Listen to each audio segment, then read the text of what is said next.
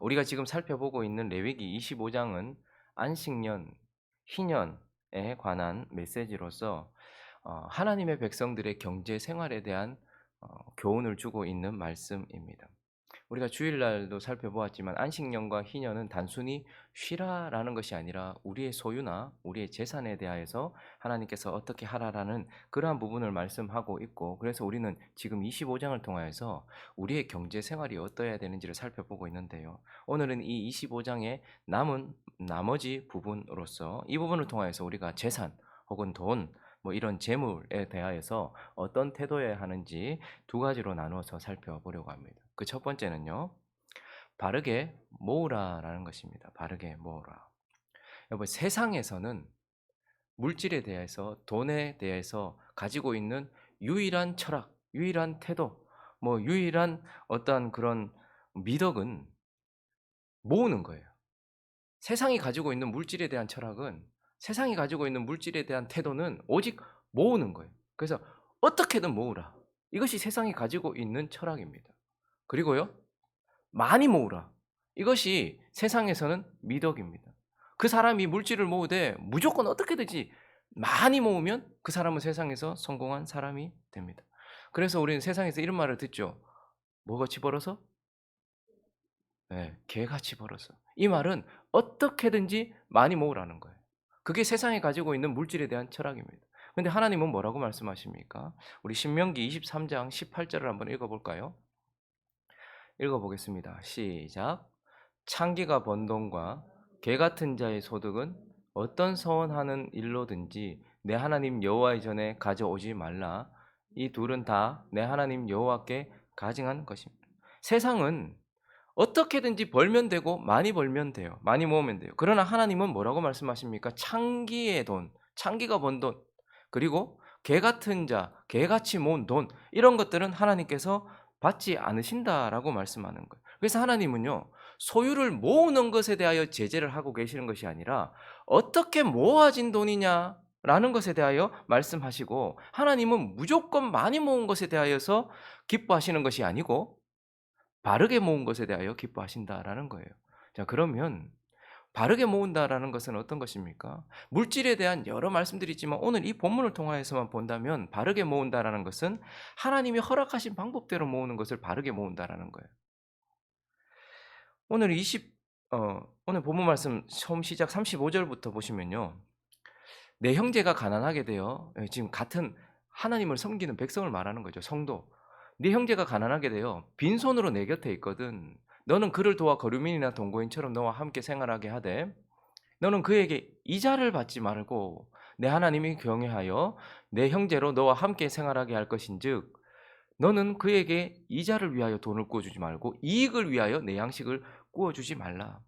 어떤 사람이 빈털터리가 되어서 지금 돈이 필요해요. 그러면 세상은 어떻게 그 사람을 대할까요? 아, 돈이 필요하니까 빌려주고 그 돈에 대한 이자로 나를 챙겨야 되겠다라고 그렇게 소득을 모으려고 하죠. 근데 여러분, 하나님께서는 우리에게 이자를 받지 말라, 특별히 형제에게 이자를 받지 말라라고 합니다. 그러면 그리스도인들이 경제 생활을 할 때 이자를 받는 것은 죄입니까? 우리는 이자를 받아서는 안 되는 것입니까? 아니면 받아도 됩니까? 하나님 이렇게 말씀하셨지만 우리는 받으면 안 되는, 받아도 안 되겠나? 다 받으니까. 이렇게 정해져 있으니까 어떻게 생각하십니까? 계속해서 신명기 23장 20절을 한번 보시면요. 한번 읽어보겠습니다. 시작. 타국인에게 네가 구워주면 이자를 받아도 되거니와 내 형제에게 구워주거든 이자를 받지 말라. 그리하면 내 하나님 여호와께서 네가 들어가서 차지할 땅에서 네 손으로 하는 범사에 복을 내리시리라. 하나님께서는 이자를 받는 방식으로 물질을 모으는 것에 대하여서 제재하지 않으십니다. 이자를 받을 수 있다라고 말씀하세요. 그런데요, 믿지 않는 자들과 세상에 있는 사람들과 경제 생활을 통해서는 이자를 거둘 수 있고 돈을 빌려주고 거기에 합당한 이자를 거둘 수 있다라고 말해요. 그런데 하나님이 제재하시는 것은 계속해서 19절을 한번 볼까요? 19절입니다. 시작. 네가 형제에게 구워주거든 이자를 받지 말지니 곧 돈의 이자, 식물의 이자, 이자를 낼 만한 모든 것의 이자를 받지 말 것이라. 하나님께서는 이자를 받는 방식으로 재물을 모으는 것 자체를 금지하시는 것이 아니고 그 가운데서 특별히 믿는 자, 형제들에게 이자를 받는 것에 대하여서는 금지하고 있다는 거예요. 그래서 우리는 물질을 모을 때에 세상은 무조건 모으면 돼. 그게 형제든 저 사람이 지금 내가 이자를 받으면 죽든 살든 상관없이 많이 모으면 세상은 잘했다라고 말할지 모르겠지만, 하나님은 많이 모은 것이 아니고 어떻게든 모은 것이 아니라 하나님이 말씀하신 허락하신 범위 안에서, 그래서 지금도요 성경 전체의 원리나 그리고 우리 속에 계신 성령님의 감동을 따라서 우리가 하나님이 허락하신 대로 물질을 모아야 된다, 바르게 모아야 된다라고 말씀하고 있어요. 그리고 또 하나는요, 어떻게 하면 바르게 모은다는 것입니까?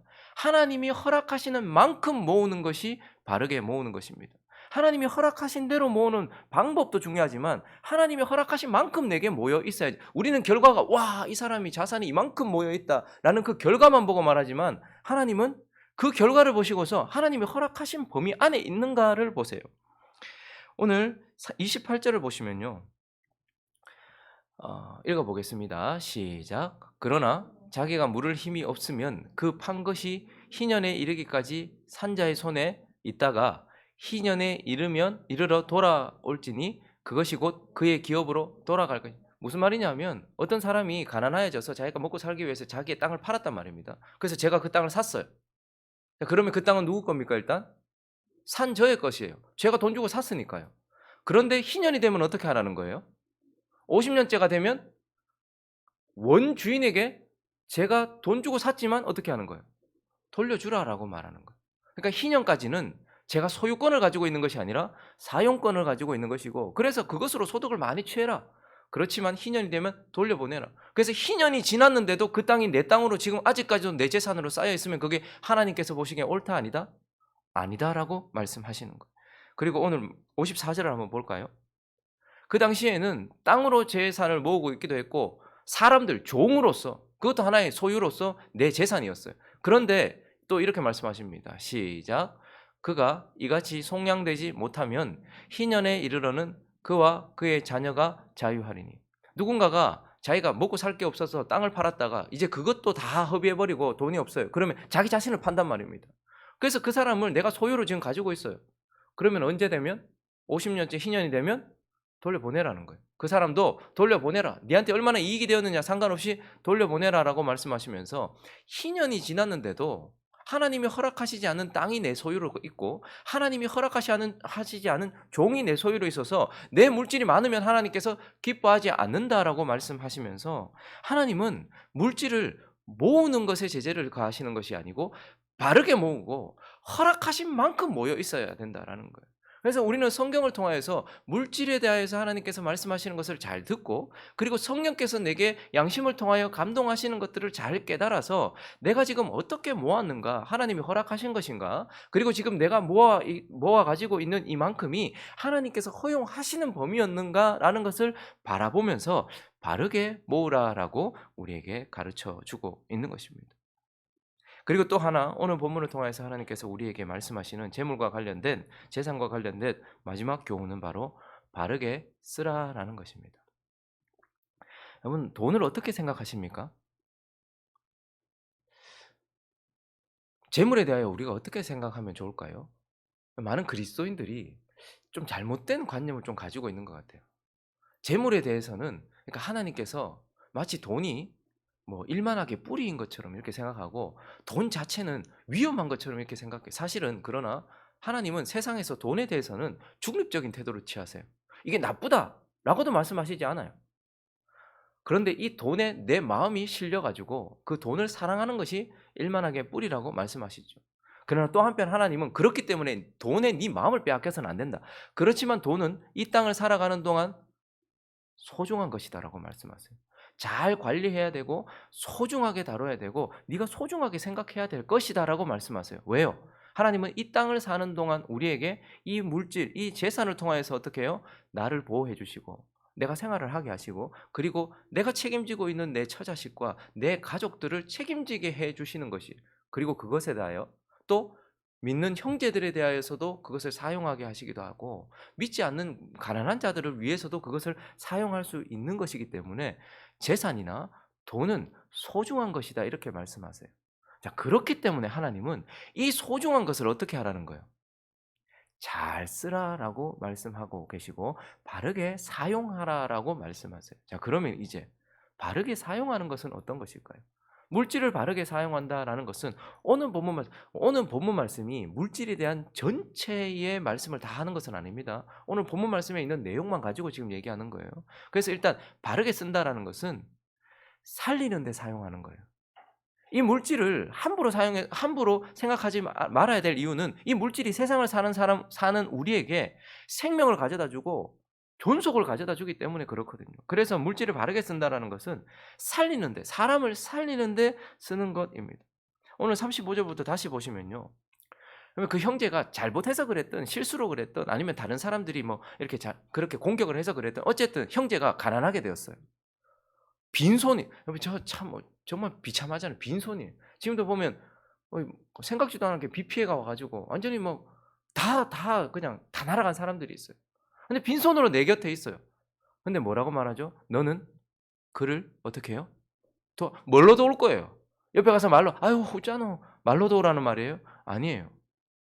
다음 절을 보시면요. 그에게 이자 받지 말고 뭐 하라는 거예요? 그가 회복될 수 있도록 무이자로 어떻게 하라는 거예요? 좀 빌려 주라라는 거예요. 그래서 37절에 보면 이런 생각 들겠죠. '아이 좀 빌려주고 좀 어떻게 해라. 좀 이자를 좀 낮게 받으면 어떨까?' 이런 생각 들지 모르겠지만 아니 너는 그에게 이자를 위하여 돈을 꿔 주지 말아라. 그리고 네 이익을 위하여서 양식을 꿔 주지 말고 옆에 있는 사람에게 어떻게 하라는 거예요. 그 사람이 지금 빈손이 되었다는 거예요. 손이 떨리고 있다는 거예요. 아무것도 없어요. 그러면 어떻게 하라는 거예요? 내가 가진 물질을 가지고서 주면 제일 좋고 그렇다고 내 손해 봐 가면서 나도 죽을 판인데 그렇게 하라는 말이 아니라 네가 받은 축복만큼 안에서 주면 제일 좋고 주는 건 아니더라도 무이자로 어떻게 하라는 거예요? 그 사람이 회복할 수 있도록 재개할 수 있도록 지금 살 수 있도록 살리는데 사용해라라고 말씀하고 있어요. 39절도 보시면요. 그런데 그가 막 땅도 팔았고 아무것도 없어요. 그래서 너와 함께 있는 내 형제가 이제 가난하게 되어서 몸까지 팔아야 돼요. 그러면 어떻게 하라는 거예요? "아이고 잘 됐다 이거. 내 종이다 이제는." 근데 종으로 부리지 말고 어떻게 하라는 거예요? 그다음 절을 보시니까 40절 보시니까요. 품꾼. 품꾼은 종이 아닙니다. 일을 하고 나면 내가 얼마만큼의 돈을 줘서 그 사람이 생활을 할 수 있게끔 그리고 어느 정도의 돈은 또 모을 수 있게끔 그렇게 돈을 쓰라는 거예요. 희년까지 네가 데리고 있으면서 그렇게 해서 빈손으로 있는 자를 살릴 수 있도록 돈을 흘려보내고 만약에 종으로 팔려왔다 할지라도 종으로 생각하지 말고 품꾼으로서 그 사람이 생활할 수 있고 어느 정도 모을 수 있도록 또 돈을 흘려보내라라고 말씀하시죠. 그리고 또 47절부터 보시면요. 근데 이제 만일 너와 함께 있는 거류민이 형편이 정말 너무 안 좋아졌어요. 그래서 형제들도 어떻게 하죠? 동거인은 부유하게 됐어요. 그러니까 안 믿는 사람, 이스라엘 공동체 안에 이방인들이 있을 것 아닙니까? 근데 그런 사람 부유하게 됐는데 예수 믿는다고 하는 사람들이 가난하게 되어서 우리와 함께 있는데 이방인들, 거류민이나 동거인, 거류민의 가족의 후손에게 팔렸어요. 그럼 이 사람 지금 이방인한테 팔린 거잖아요. 그러면 어떻게 하라는 거예요? 48절부터 보시면 그가 팔린 후에 그에게는 속량받을 권리가 있나니 그의 형제 중 하나가 그를 속량해라. 근데 형제 없으면 뭐 삼촌이라도 어떻게든지 살붙이는 그 사람을 건져내는 데 돈을 쓰라라고 말해요. 그래서 지금 내 형제가 가난하게 되어서 자기를 팔았어요. 그러면 어떻게 하라는 거예요? 내가 내 가진 소유를 가지고서 내 이름을 가지고서 그 사람 어떻게든지 건져내서 살 수 있도록 해 주라라고 말. 근데 이거는 쉬운 일입니까 아닙니까? 정말 어려운 일이에요. 이 형제를 위해서 내가 가지고 있는 물질을 지금 다 써야 된단 말입니다. 그러니까 우리 룻기에 보면 누가 이 일을 했죠? 보아스가 했는데 보아스가 첫 번째 기업 물을 자가 아니었다라고 말해요. 그래서 룻기 4장에 보시면 한번 가 볼까요? 6 절을 보시면요. 원래 첫 번째 기업 물을 자가 있었는데 이렇게 말해요. 한번 읽어 볼까요? 시작. 그 기업 물을 자가 이르되 나는 내 기업에 손해가 있을까 하여 나를 위하여 물으지 못하노니 내가 물을 것을 네가 물으라. 나는 물으지 못하겠노라. 이건 상식적으로 생각해 보면 그래요. 이 사람이 진 빚들 내가 다 갚아 주려고 하니까 야 이거 내 기업에 너무 손해가 많다. 야 이거 못 하겠다. 이렇게 손 놔 버릴 수도 있다는 거예요. 근데 하나님은 어떻게 하라는 거예요? 가까운 친족들이 어떻게든지 네 물질을 가지고서 살리는 데 사용해라라고 말하고 있어요. 그러므로 이 물질을 하나님께서는 소중하다라고 얘기하시고 이 소중한 물질을 바르게 쓰라라고 말씀하시면서 바르게 쓰는 것은 누군가를 살리는 데 쓰라라는 거예요. 그 사람이 이 땅에서 살 수 있도록 살리는 데 쓰라라는 거예요. 그러나 무엇보다도 바르게 쓴다는 건요, 살리는 데 쓰는 것이기도 하지만 하나님의 이름이 드러나도록 쓰라라는 거예요. 다시요. 하나님을 대신해서 쓰라라는 거예요. 그럼 오늘 본문을 보면요, 특별히 물질을 흘려보내는데 예수 믿는 형제, 예수 믿는 사람을 어떻게든지 지금 살려내는데 지금 물질을 흘려보내라고 하고 있잖아요. 하나님은 다른 본문을 통하여서 믿지 않는 자라도 가난하게 되어서 지금 생활이 어려운 사람들을 구제하는데 교회가 물질을 쓰라 안 쓰라? 쓰라라고 말해요. 믿지 않는 자들을 위해서도 쓰라라고 말해요. 그런데 오늘 본문은요, 특별히 예수 믿는 자들이 가난하게 되고 다 잃어버리고 종으로 팔렸을 때에는 반드시 물질을 흘려보내서 그것을 쓰라라고 말하면서 왜 그렇게 말씀하시는가 하면, 너희가 물질을 사용함으로써 42절을 읽어보겠습니다. 42절 시작. 그들은 내가 애굽 땅에서 인도하여 낸 내 종들이니 종으로 팔지 말 것이니라. 55절도 마지막으로 읽습니다. 55절 시작. 이스라엘 자손은 나의 종들이 됨이라. 그들은 내가 애굽 땅에서 인도하여 낸 내 종이요 나는 너희의 하나님 여호와이니라. 자, 지금 하나님께서요, 무슨 말씀을 하시냐면, 너 물질 바르게 잘 써라. 근데 특별히 예수 믿는 자, 네 형제가 재산을 다 잃었거나 기업도 팔았거나 종이 되었을 때는 반드시 건져내야 된다, 이렇게 말해요. 왜요? 그들은 내 종이니까. 내가 그들 노예 생활, 이집트에서 노예 생활할 때에 그들은 이제 내가 건져내서 나는 너희 하나님이야, 내 종이야. 그렇기 때문에 뭘 보여주라는 거예요? 예수 믿는 사람이 다 허비하고 다 잃어버렸고 무너진 것 같아도 하나님이 어떻게 하는 거예요? 안식년 제도라든지 희년 제도라든지 기업 물을 제도라든지 이런 것들을 통하여서 지금 누군가가 지금 나 이제 다 끝났구나 싶은데, 아니 예수 믿는 형제들이 나를 도와주고 있는 거예요. 이걸 통해서 그 도움을 받은 사람은 어떤 생각을 하게 될까요? 하나님이 나를 구원해 주시더니 계속해서 나를 붙들고 계시는구나. 그걸 기억할 수 있도록 해 주라는 거예요. 예수 믿는 사람은 내가 잃어버려도 하나님이 계속 나를 보호해 주시는구나 라는 것을 기억할 수 있도록, 하나님이 구원하신 백성을 이 땅에서 붙들어 주십니다. 그런데 예수 믿는 사람들을 통해서 또 붙들어 주시는 거예요. 저는 경제적으로 어려운 시기를 지나갈 때에요, 하나님께서 너 내 종이다라는 것을 깨달을 수 있도록 많은 사람들의 물질의 도움을 받았어요. 아무것도 없는데 누군가를 통하여서 먹게 되고, 아무것도 없는데 누군가를 통해서 학교를 마치게 되고. 근데 그때예요, 하나님이 까마귀로, 엘리야는 아무것도, 까마귀가 와서 그냥 바로 직통으로 줬잖아요. 그렇지 않고 누군가 옆에 있는 아는 사람 혹은 모르는 사람, 근데 다 예수 믿는 사람들이었어요. 근데 그 사람들이요, 하나님께 마음을 받았대요. 그러면서 물질을 흘려보내준 거예요. 그래서 저는 그 사람들한테 무한 감사해요. 그러나 또 한편 그 사람들한테 감사하는 순간 어떤 생각이 드냐면, 하나님이 자기 종은 안 놓는구나. 하나님이 자기 백성은 다시 종으로 팔려가도록 혹은 완전히 버리지 않는구나 하는 것을 깨닫게 되었단 말이죠. 그래서 하나님은 물질을 쓸 때 세상은 개처럼 벌어서 정승같이 자기 이름을 드러내면서 쓰거나 그래서 자기를 에헴 하도록 쓴단 말이죠. 그러나 우리는 바르게 쓸 때에 내 이름은 안 드러나도 돼요. 그러나 그 물질의 도움을 받은 사람들이나 혹은 믿지 않는 사람이라도 하나님이 참 자비로우신 분이구나. 그리고 특별히 믿는 사람들은 오늘 본문을 통해서 보면요, 하나님 나 안 버렸구나. 이집트에서만 끌어낸 게 아니고 하나님이 이 사람들을 통해서 여전히 나를 붙들고 있구나 하는 것들을 드러낼 수 있도록 물질을 사용해라라고 말하고 있으면서, 여러분 한번 어려움을 당한 형제들에게 물질을 한번 흘려보내 보십시오. 그러면 그들이 울어요. 일단 고마워서 울고요. 그리고 내한테 고마워서 또 울어요. 그런데요, 누구한테 받았는지 몰라도 울어요. 왜요? 하나님이 보내주신 걸 알거든요. 그래서 하나님이 나를 그냥 버리지 않으셨구나. 그래서 하나님도 바르게 써라. 그래서 저들은 내 종이니까 내가 저들을 놓지 않는다는 것을 저들이 알 수 있도록 쓰라라고 말씀하시면서 물질을 바르게 모아서 또 너를 위해서도 쓰고, 바르게 쓴다는 건요, 남들을 위해서만 쓰는 것도 아니고 나만 위해서도 쓴다는 것도 아니고 나의 필요를 채우고 누군가의 필요를 하나님의 뜻대로 채우는 것을 말하면서 바르게 그분이 드러나도록, 특별히 예수 믿는 자들에게는 먼저 세상의 구제보다 형제들의 구제를 먼저 우선시하고 있거든요. 그래서 저들이 하나님이 나 안 놓으셨구나 라는 것을 깨달을 수 있도록 쓰라, 살리는 데 쓰라라고 말씀하고 있습니다. 말씀을 정리하겠습니다. 하나님은 오늘도 저와 여러분의 예배 생활에 참 관심이 많으십니다. 오늘도 저 사람이 입을 열어서 어떻게 나를 찬양하고 있는지, 어떻게 기도하고 있는지, 어떻게 내 말을 듣고 있는지, 어떻게 내 말에 순종하고 있는지 우리의 예배 생활에 참 관심이 많으세요. 그러나 그만큼 하나님은 내 경제 생활에도 관심이 많으십니다.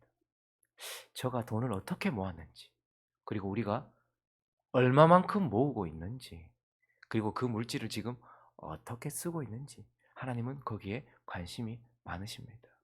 오늘도 바르게 모으고 바르게 씀으로써 이 물질을 통하여서 하늘나라 가면 필요 없거든요. 그러나 이 땅에 있어서는 소중한 이 물질을 가지고서 하나님의 뜻대로 모으고 하나님이 드러나시는 대로 살리는 데 사용하는 저와 여러분이 되시기를 예수 그리스도의 이름으로 축원합니다.